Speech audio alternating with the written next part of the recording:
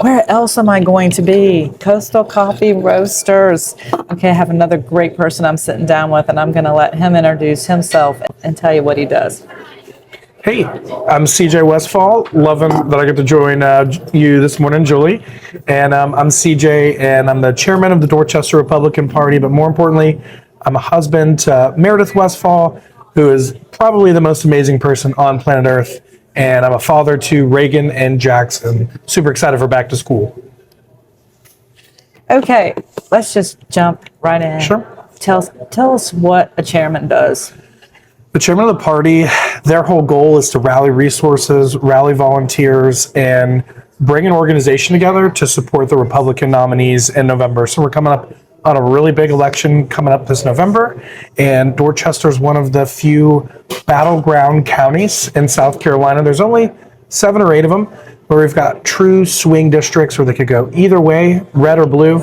And so our goal is to find the hard workers, the folks that believe in the future of conservatism, the future of America, and help them, rally to support our nominees in November. How did you get into it? Into the current role? Yeah, I got into the current role. Well, not so much that too. Sure. You got to go back a little bit about the whole politics itself. Oh, sure. Well, I got into politics because my dad used to play Rush Limbaugh in the car when I was, 8, 9, 10 years old. And my dad was a police officer, and he'd pick me up in the cop car every day. So grew up loving that, going, he'd take me smashing people over the windshield of the car, arresting people, chasing people. And he'd always have Rush Limbaugh or Sean Hannity or Glenn Beck on. And so I always say it was the perfect indoctrination. And so that led to going to school for political science and doing a lot of internships and all over the country, whether it was in Florida for former Governor Rick Scott or for local races in Chicago where I went to college. Okay, let me interrupt. I read somewhere about you were the youngest Republican. I'm not the youngest Republican Party chairman in the state. My best friend John McGrath is, and we got elected at the same time last April. But we're together. We're the 2 youngest, and it is absolutely abnormal to have somebody in their early 30s to be in this role, especially within the Republican Party. But certainly wouldn't have been here without Stephen Wright, the person there before me, kind of paving the way and building the organization from basically the ground up. So when you saw the opportunity to jump into that role, I mean, you were like, oh my gosh, I want to do this. I mean, it's not a paid position, right? It's a lot of volunteer hours. It's a lot of work. It's a lot of bickering. But the reason I wanted to get into it was because I felt after working with Stephen at Push Digital, which he talked to you a little bit about on your show. And for those of you guys who haven't seen Julie and Stephen, it's really good. We worked together to build a number of things together. He went and debated the state party chairman, and we helped prep for that, and setting up events together and working on campaigns together, like for Sheriff Richardson, Harriet Holman, Tom Fernandez. I didn't want to see it all go to waste when he decided to get married and move to Orangeburg.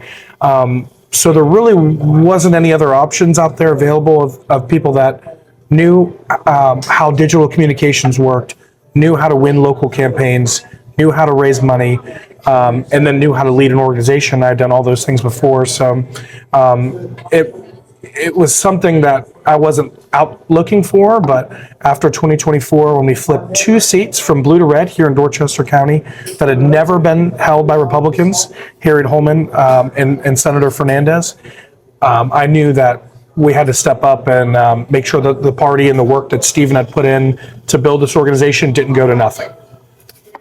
From what I've seen too, CJ, to be really honest here for a second, you are very confident, we'll say that, in the way that you speak about your party.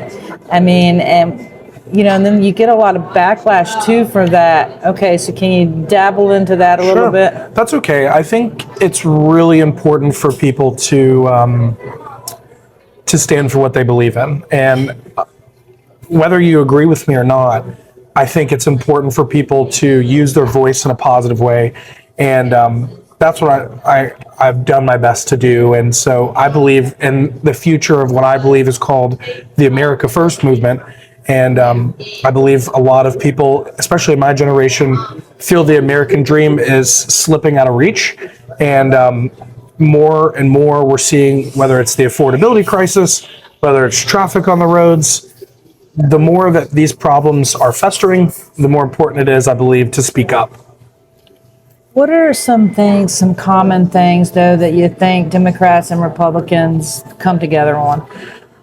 A number of things. I think that something that we've seen our county officials do a good job at trying to attack is that a lot of Democrats agree with is whether it's issues of overdevelopment, issues of education funding, issues of public safety. There's way more that unites Republicans and Democrats than divides us. It's just the 10% extremes on both sides that everybody hears about, but the 70 to 80% in the middle, we agree on most of the fundamental things. What do you think are some bigger issues here that needs to be addressed, whatever party believes Sure. in? I think that people are suffering in silence right now. I think no one is posting on Facebook that, the price of eggs and milk and bread is 70% more than it was 6 years ago. Post-COVID, all of that spending injected into our economy was so inflationary. It caused prices to go up, and they never came back down. And so people are really struggling in silence, and they need a voice. And a lot of times for the folks that are more established in their older age, it's easy for them to focus on other things like foreign wars or things in other countries. But I really believe we have to focus on people in America, specifically in Dorchester County, their needs, what they're going through, what their children are going through at school, what the roads are like on the way to and from work. And so I think that the affordability crisis right now is really just crushing families, whether it's groceries or whether it's affording a house. The average first-time home buyer right now is 59. 16 years ago, it was 30. I might be butchering that statistic, but my generation is being priced out of the housing market right now, and that's because of big government spending from both Republicans and Democrats, right? So I think that when I talk about America First, I talk about what I feel like that means is we have to prioritize our people first. We have to prioritize Americans to preserve that American dream for the next generation. Is there something that a topic comes up, though, CJ, that you're more passionate about than the other topics? That's a good question. Let me think.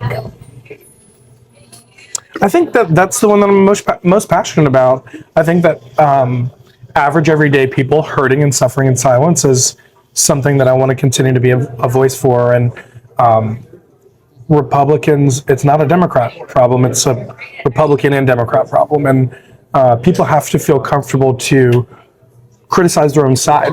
And I think that that's where I've gotten some of the pushback, because it's like, okay, you're a county chairman of a Republican Party, and to me that means I'm supposed to uphold these principles that we state that we believe in. But when we violate those principles, I think that's worth speaking up about, especially when it affects everyday common Americans. Where do you see your role taking you in all this? I'm not sure. I just want to help people, and if next year we decide to move on and do something different, then we'll move on and do something different. In the future, if something else arises, and I'm not talking about an elected position, I'm not talking about a work position. I got into this because, I believe in the principles that I am talking to you about, and felt like this was the best way to advance them. Are there any events or anything coming up with this? I appreciate that. So each year it's really neat. And if you haven't been, I'm going to make you come this year. Each year, the Dorchester Republican Party, this is actually a tradition that was started 6 years ago by Stephen Wright. And he had this really good vision of, we need to raise resources to support our nominees, because Dorchester is kind of slipping in the blue direction. And so what he did was he started this really awesome fun dinner. And it's gotten better every single year. Last year, all the candidates for governor were there. The superintendent of education was there. It was really neat. And so it's not just like a dinner with elected officials. It's kind of, all the patriots in Dorchester County rallying around these principles. Really great food, open bar. So for those of you that enjoy an open bar, but also there's going to be music, there's going to be dancing. It's an opportunity to dress up and look fresh. But it's also an opportunity to kind of raise the resources as a party so that we can deploy that this November to support some of these people that you've had, on your show, people like Gil Gatch, Robbie Robbins, some of these county council folks like Frankie Staropoli. He's not up this November, but those are the people that we want to keep in office. And then we want to add to that. There's a seat that we want to flip this year in St. George. And then we want to make sure that the seats that we have flipped in the past, like Harriet Holman's, stay in Republican hands. Okay, you have to tell us about your TV appearance the other night. I think it was last week. Sure. Oh, goodness. So this is so silly to talk about, but you know what? I appreciate it. So today, the day we're doing this is the actual election day. And it might not come out election day, but that's totally fine. And so increasingly, these kind of local news outlets need people who kind of do this for a living to kind of help provide insight on what's going on in the elections, kind of provide analysis on the candidates. So last week actually before both debates, there's two debates. There's one last Monday, last Tuesday, with Live 5 News and WCVD. They brought us in studio, and for about half an hour before we did pre-debate commentary, we did a post-debate hit on statewide TV.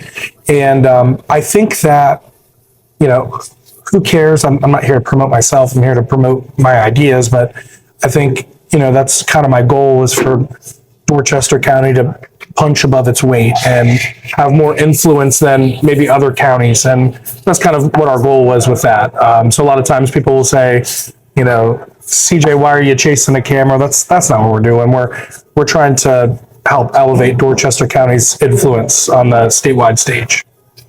Well, all of that, that's like a full-time job in itself, but I know you just don't just do that. Can you tell us a little bit about what else you do? Yeah, it feels like a full-time job, but so that's kind of the service side. What I do day to day is I help businesses and political candidates with digital marketing. So it feels like every other week we're having different changes, whether it's in AI, whether it's in SEO, whether it's in... CJ, tell us a little bit about what that is specifically for people who don't know. Sure. A lot of times businesses use, whether it's social media content, whether it's placing social media or digital or TV ads to gain more customers, to get more leads, to get more people in the door. And I started my company in 2020, in April, about a month into COVID, because there was a number of restaurants and gyms, chiropractors that were struggling to get customers in the door, and really the most unforeseen situation.